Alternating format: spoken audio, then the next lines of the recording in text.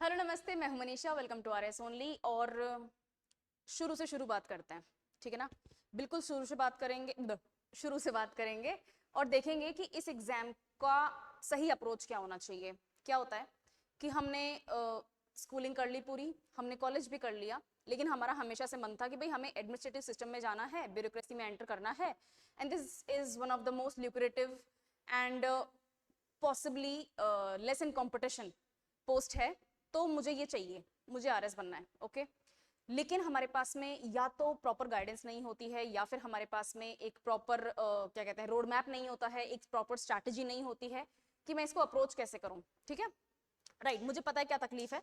तो उसके लिए बहुत ही बढ़िया जवाब, एक तो जो आज आप वीडियो देखोगे, it's going to be a very short video, but उसके अलावा 12 अप्रैल को सुबह 11 बजे आरएस ओनली पे एक सेमिनार होने वाला है इंग्लिश मीडियम स्टूडेंट्स के लिए, ठीक है ना। हिंदी सब पढ़ा रहे हैं, इंग्लिश कोई नहीं पढ़ा रहा है हमें, ठीक है। तो इंग्लिश मीडियम स्टूडेंट्स के लिए ये सेमिनार है। आई urge you to attend this. आपकी जो भी क्वेरीज हैं, कैसे आपको इस एग्जाम को अप्रोच करना है, कहाँ से सोर्सेस मिलेंगे, कैसे पढ़ाई करनी है, क्या प्लान होना चाहिए, क्या राइट पैटर्न फॉलो करना चाहिए आपको, कैसे एग्जाम्स होते हैं, सब कुछ, whatever be your query, there is no stupid question, ठीक है। तो आपको लगता है ना कि ये तो स्टूपिड क्वेश्चन है, तो सिली क्वेश्चन है, तो वो भी पूछ लेना, ठीक है। तो सेमिनार जरूर अटेंड करना। और वो स्टूडेंट्स जो ऑलरेडी प्रिपरेशन या तो कर चुके हैं या फिर कर रहे हैं, और एक पर्टिकुलर अमाउंट ऑफ सिलेबस उन्होंने कवर कर लिया है 2026 में, वो प्री भी लिखना चाहते हैं, अटेम्प्ट करना चाहते हैं, सॉरी, तो उनको मॉक टेस्ट देने चाहिए। तो मॉक टेस्ट के लिए मेरे पास में 2 पासेस अवेलेबल हैं। ये सिर्फ प्री के लिए है, 399 रुपीज में। जितने एग्जाम देना चाहते हो एमसीक्यू बेस्ड प्री एग्जाम के लिए, उतनी प्रैक्टिस करो। मॉक टेस्ट दोगे तो आपकी प्रिपरेशन रिफाइन हो जाएगी, आपको ये पता चल जाएगा कि मैं कौन से क्वेश्चंस में, कौन से टॉपिक्स में मैं गलती कर रहा हूं या कर रही हूं, मुझे कहाँ ज्यादा इंप्रूवमेंट की जरूरत है, कैसे क्वेश्चंस आएंगे, कैसे मुझे हैंडल करना है क्वेश्चंस को, टाइम मैनेजमेंट कैसे मेंटेन करना है, सब कुछ। लेकिन अगर आपको लगता है कि भाई मेरी प्री की डिसेंट तैयारी है, मुझे मेंस के लिए भी चाहिए, मुझे आंसर राइटिंग के लिए भी चाहिए, then this is the option, ठीक है।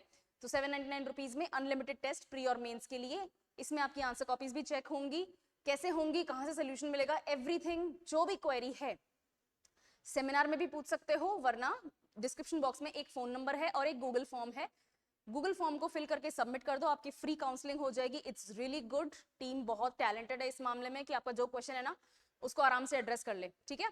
और वरना एक फोन नंबर भी फ्लैश कर रहा है, फोन पे कॉल करो, नंबर पे कॉल करो, और जो भी आपका क्वेश्चन है उसका निवारण हो जाएगा, ठीक है, सोल्यूशन मिलेगा। नाउ टॉपिक पे बात करते हैं। आरएस प्री 2026 की कंप्लीट स्ट्रैटेजी बहुत ही सिंपल सी चीज है। जैसा कि मैंने पहले बताया, आपने डिसाइड कर लिया मुझे ये करना है, लेकिन अब आपको स्टार्टिंग पॉइंट नहीं पता। तो स्टार्टिंग पॉइंट पता करने के लिए मैं बता देती हूँ, कुछ आपको स्टेप्स फॉलो करने पड़ेंगे और ईमानदारी से करने पड़ेंगे। इससे पहले कि मेरी बोतल गिर जाए पानी की, ईमानदारी से आपको स्टेप्स फॉलो करने पड़ेंगे, और वो ईमानदारी आपको खुद के लिए दिखानी है, अपने आप के साथ ईमानदारी करनी है, ठीक है।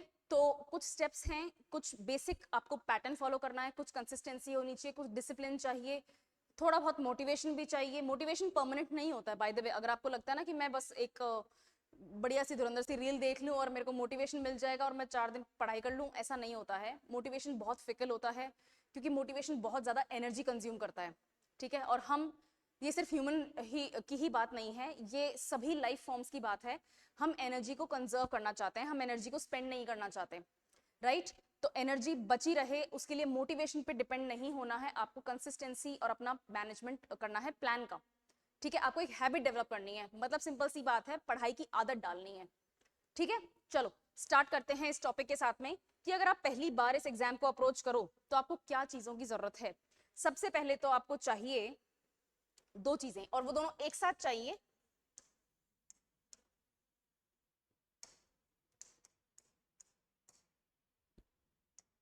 राइट, बहुत ही सिंपल सी चीज है। सबसे पहले तो आपको देखना है कि एग्जाम पूछेगा क्या, भाई एग्जाम में पूछा क्या जाएगा, और जो भी पूछा जाता है वो कैसे पूछा जाता है, ठीक है। बहुत सिंपल सी चीज है, एग्जाम क्या पूछेगा और कैसा होगा, दिखने में कैसा होगा, जो पूछना चाहता है वो किस रूप में पूछेगा, ये दोनों चीजें आपको पता होनी जरूरी हैं।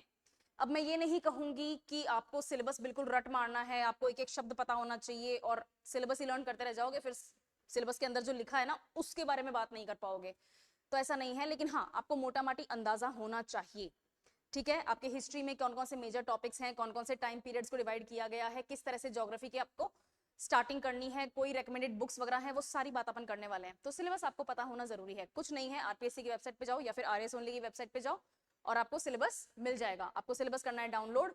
मैं पर्सनली प्रेफर करती हूँ, कॉल मी ओल्ड स्कूल और समथिंग, मैं पर्सनली प्रेफर करती हूँ कि आपके सामने फिजिकल कॉपी हो इन चीजों की। आजकल सब कुछ है ना, स्मार्ट कॉपीज हो चुकी हैं, सब कुछ फोन पे और लैपटॉप्स और आईपैड्स पे हो रहा है, and I totally respect that.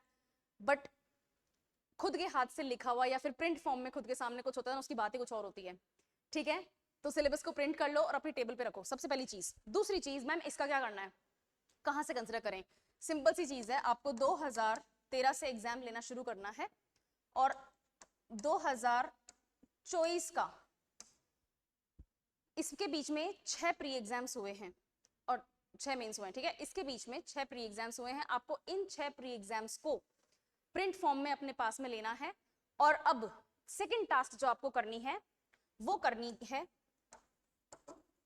Comparison की। अब कंपैरिजन किस चीज का होगा कि जो क्वेश्चंस आए हैं वो सिलेबस के कौन से टॉपिक्स में से आए हैं। थोड़ा सा टीडियस जॉब है, हो सकता है आपको 1-1.5 दिन लग जाए। सिंपल सा काम करना है, आपको एग्जाम पेपर लेना है। 2013 का आपने उठा लिया, 2018 का उठा लिया, 2021 का उठा लिया, ठीक है, कोई सा भी उठा लो। ये चेक करो कि आर्ट एंड कल्चर के कितने क्वेश्चंस आए। सिर्फ ये सॉल्व नहीं करना है पेपर को, सिर्फ ये देखना है कि ये जो टॉपिक आया है, जो क्वेश्चन है वो कौन से टॉपिक का है। एंशिएंट हिस्ट्री में से कितने क्वेश्चंस हैं, ज्योग्राफी के, इंडियन फिजियोग्राफी के पार्ट में से कितने क्वेश्चंस हैं। इस तरह से एक टेबल बनाओ पेपर में, ठीक है। बहुत ही सिंपल सी एक्टिविटी है, टेबल बनाओ, टॉपिक का नाम लिखो, ईयर लिखो, कौन से ईयर के क्वेश्चन पेपर पे हो, और लिखो कि उस दिन, उस साल, उस पेपर में इस टॉपिक के ऊपर कितने क्वेश्चंस आए, ठीक है। आपका सारा सिलेबस एक पर्टिकुलर ब्रेक इवन से आ जाएगा इनके थ्रू। ओके, पहली एक्टिविटी। जब आपने ये सब कुछ कर लिया ना, आपके पास में सारे सिलेबस के टॉपिक्स आ गए कि भैया किस तरह से कितनी पढ़ाई करनी है, कौन से टॉपिक से कैसे क्वेश्चंस आते हैं, कितने आते हैं, तो आपको चाहिए स्टडी मटेरियल, आपको चाहिए अपना कंटेंट, या जिस भाषा में जो शब्द बोलना चाहो ना, इसको जो टर्म देना चाहो ना, कुछ भी बोलो। अल्टीमेटली जो टॉपिक्स आपने अभी टेबुलर फॉर्म में सेग्रीगेट करे हैं, कैटेगराइज करे हैं, उनके लिए अब आपको चाहिए कि उनको पढ़ना है। आपके पास में सिंगल सोर्स होना चाहिए सिंगल सब्जेक्ट के लिए। ऐसा नहीं होना चाहिए कि मैं एक ही सब्जेक्ट के ऊपर 3-4 बुक्स इकट्ठी कर रहा हूँ। सिंपल सा फैक्टर बताती हूँ। फॉर एग्जांपल ज्योग्राफी की बात करते हैं। फिजिकल ज्योग्राफी आपके सिलेबस का पार्ट है, उसमें इंडिया, राजस्थान, हिस्ट्री और वर्ल्ड तीनों की ज्योग्राफी लगभग एक समान ही है। ओके, फिजिकल ज्योग्राफी के कुछ रूल्स होते हैं, उन रूल्स को समझने के लिए या तो आप मजीद हुसैन खरीदोगे, या फिर आप सविंदर सिंह खरीदोगे, या फिर आप जीसी लियोंग खरीदोगे। तीनों मत खरीद लेना, कोई सी एक, एनी वन, ठीक है। और ये तीनों best of the best sources हैं। इसमें मैं राजस्थान ज्योग्राफी में इतना नहीं कंसिडर कर रही हूँ, क्योंकि राजस्थान ज्योग्राफी इन तीनों में नहीं कंसिडर की जाती है, नहीं कवर करते हैं अलग से। लेकिन वर्ल्ड ज्योग्राफी, इंडियन ज्योग्राफी बहुत ब्यूटीफुली, फिजियोग्राफी का पूरा पोर्शन, ज्योग्राफी के जो बेसिक्स होते हैं, ओशनोग्राफी, आपका एटमॉस्फेयर, आपके रेनफॉल पैटर्न्स, क्लाइमेट, एवरीथिंग जो आप सोचते हो ना, सॉइल, नेचुरल वेजिटेशन, जो भी होता है सब कुछ इनमें कवर्ड है। तो कोई एक बुक ले लो, ठीक है। फर्स्ट तो आपने क्या किया, सिलेबस स्टडी किया, पीवाईक्यू एनालिसिस किया और उसके लिए कंटेंट इकट्ठा करना शुरू कर दिया। अब नेक्स्ट काम आपको इस कंटेंट के साथ में करना है करंट अफेयर्स का। मैम एक साथ कैसे होगा, ये क्या हो गया? हाँ मैं बताती हूँ कैसे होगा एक साथ, बहुत ही सिंपल है। डेली के 45 मिनट्स सिर्फ रीडिंग लगाओ, सिर्फ रीडिंग। ये मत सोचो कि मुझे कुछ याद तो रहा ही नहीं, मैंने सुबह पेपर पढ़ा था। सिर्फ रीडिंग न्यूज़पेपर की। पर मैम करंट अफेयर्स तो मंथली मैगजीन से भी मिल जाते हैं, हम रट लेंगे। नहीं रट पाओगे, नहीं रट पाओगे। डेली सुजस पढ़ो, या डेली दैनिक भास्कर और राजस्थान पत्रिका पढ़ो, या डेली इंडियन एक्सप्रेस पढ़ो, ये डेली पढ़ो। मैम इतना मोटा न्यूज़पेपर इतना बड़ा रोज पढ़ना है क्या? आपको पता है कि कौन सी न्यूज आपके काम की है। इस बात से कोई फर्क नहीं पड़ता है कि अक्षय कुमार ने कोई नई मूवी साइन करी है या फिर कार्तिक आर्यन के ऊपर किसी ने कोई एलिगेशन लगा दिया, ये न्यूज नहीं पढ़नी है। आपको कोई फर्क नहीं पड़ना चाहिए कि कौन सा स्पोर्ट्समैन है जो रिटायर हो गया। इतना जरूर होना चाहिए कि अगर वो स्पोर्ट्स पर्सन जरूरत से ज्यादा ही कुछ वो होते हैं ना, पॉपुलर होते हैं, बहुत बड़ा स्पोर्ट है कुछ, या फिर राजस्थान से बिलोंग करते हैं, तो आपके करंट अफेयर्स में पर्सन्स इन न्यूज वाले सेक्शन में वो इंपॉर्टेंट हो जाता है। अदरवाइज उसकी कोई इंपॉर्टेंस नहीं है। अपने एग्जाम पॉइंट ऑफ व्यू से हमें उसको नहीं कवर करना है। किसी स्टेट में इलेक्शन चल रहे हैं, कोई दो नेताओं ने एक दूसरे को कुछ बोल दिया, कोई बोल रहा है कि केरला की नर्स है, कोई बोल रहा है मेरा तो पिछले जन्म का साथ है बंगाल का। ये सब यूजलेस न्यूज है, ये आपको नहीं पढ़नी है। ट्रस्ट मी व्हेन आई से दिस, आधे से ज्यादा न्यूज़पेपर आपने छांट दिया। आपको ध्यान देना है इंटरनेशनल अफेयर्स के ऊपर, क्योंकि इंटरनेशनल अफेयर्स आपके पेपर आपके मेंस एग्जाम का पार्ट होने वाला है। सेकंड चीज आपको ध्यान देना है, जो लोकल एडमिनिस्ट्रेशन की न्यूज आती हैं, लोकल एडमिनिस्ट्रेशन की न्यूज आपके प्री एग्जाम में भी डायरेक्टली पूछी जाती हैं, आपके लिए रेलेवेंट हैं। और क्यों मैंने एडिटोरियल्स के बारे में क्यों बात करी, क्योंकि एडिटोरियल्स में क्या होता है, आपका थॉट प्रोसेस बनता है। आप चाहे उससे अग्री करो चाहे डिसएग्री करो, दैट इज इमटेरियल। एटलीस्ट आपके पास में कंटेंट रेडी होगा। जब आपके पास में सामान होगा ना पढ़ा हुआ, तो आपके दिमाग में वो चीज बैठ जाएगी। और जब मेंस में आपको लॉन्ग फॉर्म आंसर्स लिखने पड़ेंगे या फिर पेपर 4 में ऐसे लिखना पड़ेगा, तो आपके पास में मटेरियल होगा लिखने के लिए। ठीक है, तो डेली की 40 मिनट्स एक्सरसाइज आपको न्यूज़पेपर्स को देनी है। कोई नोट्स बनाने के लिए नहीं बोल रही मैं अभी, हम बिगिनर्स की बात कर रहे हैं, बिल्कुल शुरुआत कर रहे हो आप। 40 minutes every day, maximum 45 minutes newspaper. जो न्यूज़पेपर घर पे आता है वही पढ़ लो, ठीक है। नेशनल न्यूज के लिए दैनिक जागरण बहुत अच्छा है, जो नेशनल जागरण आता है वो बहुत अच्छा न्यूज़पेपर है। अपार्ट फ्रॉम दैट आप राजस्थान पत्रिका ले सकते हो, घर पे दैनिक भास्कर आता है तो दैनिक भास्कर पढ़ो। पढ़ने की आदत डालने के लिए ज्यादा जरूरी है ये चीज, ठीक है। नेक्स्ट आपके पास में होना चाहिए एक शेड्यूल की कंसिस्टेंसी। सॉरी,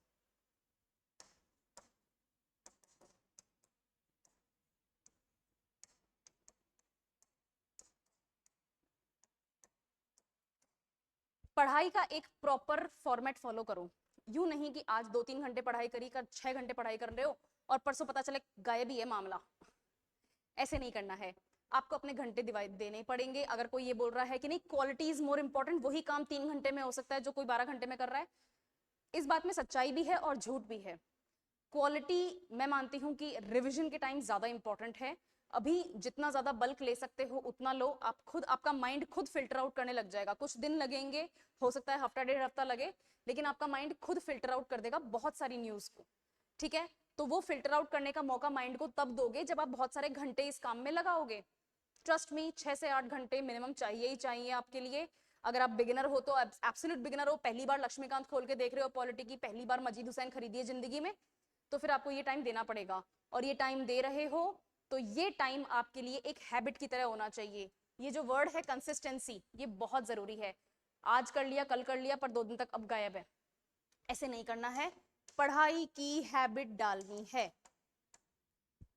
पढ़ाई की हैबिट डालनी पड़ेगी। बिना हैबिट डाले, बिना पढ़ाई का मन करे, जबरदस्ती मन करवाओ पढ़ाई को, ये हो जाएगा। ये बहुत डिफिकल्ट नहीं है। जो करते हैं वो कौन से को जीनियस है तो होते हैं क्या? 10th क्लास में 71% वाला भी टॉपर बन जा रहा है आजकल, तो वो कहां से आ रहा है? Because they have actually cracked the code and I am going to share that code with you.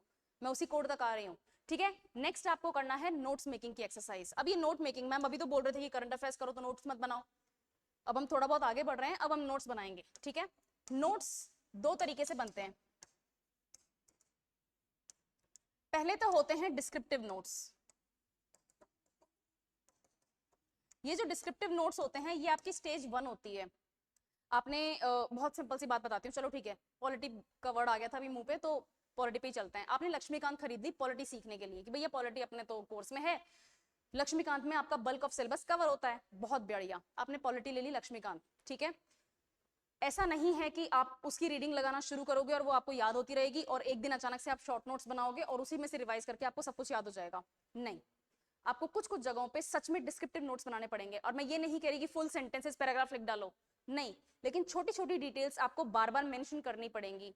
हो सकता है चार्टर एक्ट करते करते, जितने भी चार्टर्स एक्ट हैं, जितने भी काउंसिल्स एक्ट हैं, जितने भी गवर्नमेंट ऑफ इंडिया एक्ट हैं, सारे करते करते आपने 5 पेज भर दिए, आई अंडरस्टैंड दैट, ठीक है। लेकिन एटलीस्ट आपने कोई भी डिटेल मिस नहीं करी। वो अगर डिटेल वहां मिस कर दोगे तो फिर शॉर्ट नोट्स बनाने में दिक्कत होगी। तो पहला स्टेप किसी भी बुक को पढ़ते टाइम डिस्क्रिप्टिव नोट्स का ही होता है, yes, and that is okay, provided आपके पास में अच्छा खासा टाइम अवेलेबल है। अगर आप ये सोच रहे हो कि 3 महीने बाद 4 महीने बाद एग्जाम है और आप ये स्टेज पे हो, तो नहीं होगा, ठीक है ना। तो डिस्क्रिप्टिव नोट्स बना लिए, उसके बाद में हम बनाएंगे शॉर्ट नोट्स। अब ये शॉर्ट नोट्स जो होते हैं ना, कुछ स्टूडेंट्स ऐसे होते हैं, जैसे मैं भी उस कैटेगरी में एक टाइम पे रही हुई हूँ, कि मैंने डिस्क्रिप्टिव नोट्स देखे और उसमें से मैंने शॉर्ट नोट्स बना लिए। ये सही भी है, गलत भी है। ये गलत इसलिए है क्योंकि कई बार हम क्या सोचते हैं, किसी भी टॉपिक को देखते हैं और हमारे दिमाग में आता है ये तो ईजी है, ये तो मुझे यूं ही याद हो जाएगा, कोई बात नहीं, छोड़ो इसको, कुछ और लिखते हैं। अगर आपने वहां पर उस चीज को मिस कर दिया तो फिर आपने मिस कर दिया, क्योंकि आप नोट्स से ही नोट्स बना रहे हो, आपने वापस बुक तो रेफर करी ही नहीं। दूसरी कैटेगरी, जब मैं सेकंड टाइम एग्जाम मैंने दिया था, उसमें फॉल करी और उसमें मेरे मार्क्स भी अच्छे खासे आए, मैंने क्लियर भी किया था। वो तभी पॉसिबल है जब आपने शॉर्ट नोट्स बनाए हैं बुक से, ठीक है, अब आपने टॉपिक देखा, for example government of India act 1935, ठीक है, गवर्नमेंट ऑफ इंडिया एक्ट 1935 है, या फिर मॉन्टेग्यू चेम्सफोर्ड रिफॉर्म्स हैं, या फिर मॉर्लेमेंटो रिफॉर्म्स है 1909। अब ये क्या है, ये आपके काउंसिल्स एक्ट हैं, गवर्नमेंट ऑफ इंडिया एक्ट हैं, ये सारे के सारे यही हैं। ओके राइट, आपने बुक खोली, देखा कि एक पेज पे ये अपन के एक्ट लिखा हुआ है, इसकी 5-6 डिटेल्स हैं। अब आपने 1 2 3 मैक्सिमम 4 वर्ड्स के अंदर अंदर एक्ट को लिख डाला, 4+1 SC सुप्रीम कोर्ट, ठीक है, लोकेशन का नाम लिखो, या फिर उस वक्त जो वाइसरॉय बन गए थे, जो नए वाइसरॉय थे वो लेकर आए थे, ये लो, ठीक है, कम्युनल अवार्ड उसके नीचे लिख दिया आपने, मॉर्लेमेंटो रिफॉर्म्स के नीचे लिख दिया आपने, उसके बाद में डिवीजन ऑफ बंगाल, बस दैट्स इट। इससे आपकी स्टोरी कंप्लीट हो गई, क्योंकि आप इसको 2 बार उस चीज को पढ़ चुके हो, एक बार तो बुक से पढ़ा और दूसरी बार बुक से पढ़ते हुए जब आपने डिस्क्रिप्टिव नोट्स बनाए तब पढ़ा, तीसरी बार आपने शॉर्ट नोट्स बनाए। अब जब रिवीजन करोगे तो इन चीजों को भूल जाओ और सिर्फ शॉर्ट नोट्स को देखो, रिवाइज कर लो, ठीक है। तो नोट्स मेकिंग बहुत इंपॉर्टेंट है। इसके बाद में है एक आपका मोस्ट इंपॉर्टेंट मेरी नजर में,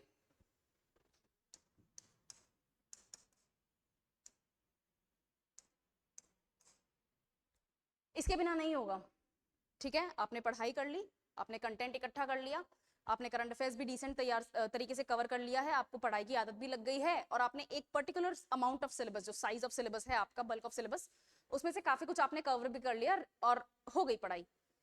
अब पता कैसे चलेगा कि जो पढ़ाई करी है वो याद भी रह रही है? यहां आपको जरूरत पड़ेगी मॉक टेस्ट की।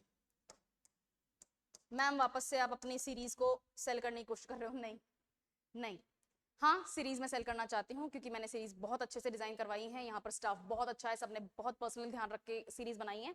But even if you want to take series या फिर कोई भी टेस्ट आपको बल्क चाहिए और मार्केट से लेना चाहते हो, देन डू दैट, बट अपने आप को टेस्ट करो, प्लीज अपने आप को टेस्ट करो। बिना मॉक टेस्ट के प्री नहीं निकलेगा, बिना मॉक आंसर राइटिंग के मेंस नहीं निकलेगा, और बिना मॉक इंटरव्यू के इंटरव्यू नहीं निकलेगा।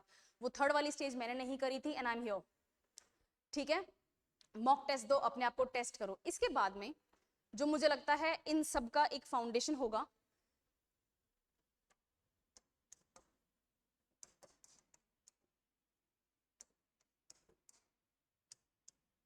अपने आप पे इतना विश्वास रखो, अपनी कैपेबिलिटीज पे, अपने एप्टीट्यूड पे इतना विश्वास रखो कि आप ये एग्जाम दे सकते हो। ये आत्मविश्वास बहुत इंपॉर्टेंट होता है मोटिवेशन बनाए रखने के लिए। मैंने क्या बताया था, मोटिवेशन क्या है, बहुत एनर्जी कंज्यूम करता है। मोटिवेशन अगर आउटसाइड मोटिवेशन होता है तो उसकी स्पैन ऑफ लाइफ बहुत छोटी होती है, वो 3-4 दिन के लिए मोटिवेट करेगा। आपको चाहिए लंबे टाइम का मोटिवेशन, आपको चाहिए early morning motivation, midnight motivation, आपको चाहिए फ्रेंड की शादी है उसको मिस करने का मोटिवेशन, आपको बहुत तरीके से मोटिवेशन चाहिए। और वो मोटिवेशन तभी आएगा जब आप अपने आप पे इतना विश्वास दिखाओगे कि मैं ये काम कर सकता हूँ या कर सकती हूँ। ये नहीं छोड़ना है। जैसे ही अपने आप के ऊपर आपका बिलीफ कम होगा, कमजोर पड़ेगा, तो आपकी पढ़ाई थकेगी, और वो पढ़ाई अगर आपकी थक रही है, आपका डेली रूटीन खराब हो जाएगा, आपकी कंसिस्टेंसी ब्रेक हो जाएगी, आपका मोटिवेशन अगेन डाउन और जाएगा। ये साइकिल की तरह काम करता है, और एक दिन आएगा जब आप किताबों को बंद करके कवर्ड में रख दोगे और पापा को बोलोगे कि डैड मैं सोच रहा हूँ कि मैं कोई जॉब ही कर लूँ, सपना बैक सीट ले लेगा, ठीक है। तो अगर बिगिनर टू क्लियरर करना है, कंप्लीट बिगिनर हो, सिलेबस पीवाईक्यू से स्टार्ट करो, पढ़ने की हैबिट डालो, करंट अफेयर्स को अपना फोकस रखो, इसके साथ साथ अपनी नोट्स बनाओ, डिस्क्रिप्टिव नोट्स, शॉर्ट नोट्स बनाओ, और अपने आप को टेस्ट करो, ठीक है। इसमें कोई भी डिटेल और चाहिए, there is a seminar going on 12 April को, सेमिनार होगा आरएस ओनली के सेंटर पे। अगर वो भी नहीं पॉसिबल हो पाता है तो नीचे डिस्क्रिप्शन बॉक्स में फोन नंबर है, गूगल फॉर्म है, गूगल फॉर्म फिल करके डाल दो और सबमिट कर दो, और फोन नंबर पे कॉल कर लो। आपको जो क्वेरी है, पर्सनली भी कोई क्वेरी है तो वो भी एड्रेस हो जाएगी, ठीक है। मैं किसी और टॉपिक के साथ में थोड़ा और मोटिवेशन लेके आती हूँ, ठीक है। तब तक के लिए अपन फिर मिलते हैं, and all the best for your preparation. Thank you.